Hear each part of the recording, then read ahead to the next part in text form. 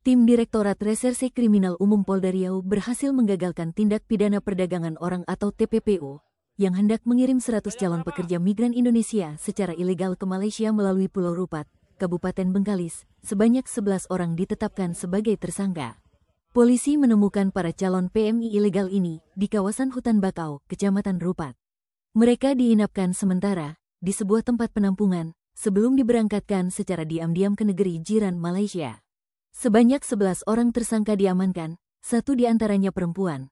Para tersangka memiliki peran berbeda, mulai dari merekrut calon PMI, menyediakan tempat tinggal, hingga mengatur keberangkatan mereka.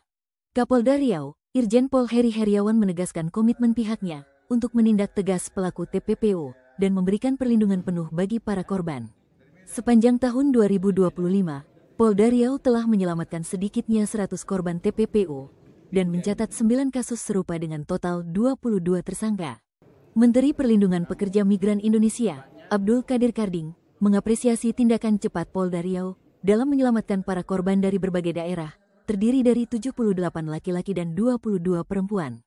Dari 8 juta pekerja migran Indonesia, hanya 5,7 juta yang legal.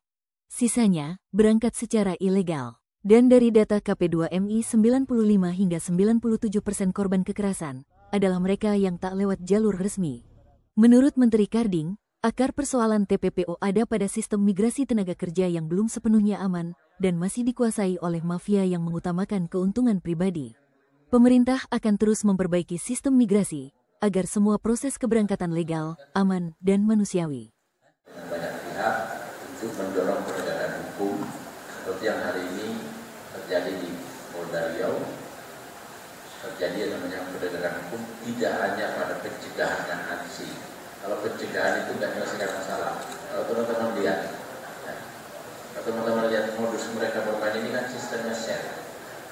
Yang satu tidak saling kenal, yang satu sudah ada spesifik tugasnya masing-masing.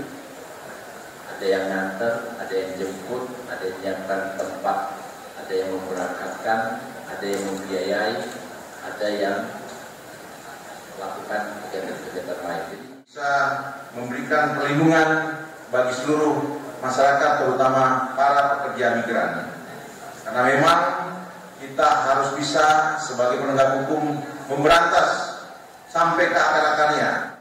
Untuk 2025, kami berhasil mengungkap 100 korban yang dapat kami selamatkan.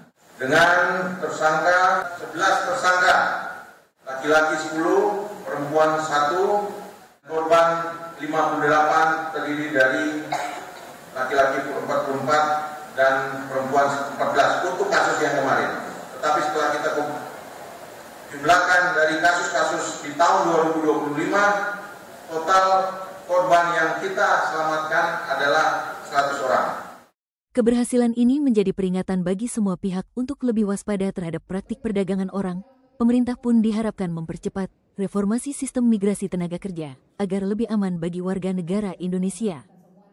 Dari Pekanbaru, FN Indonesia melaporkan.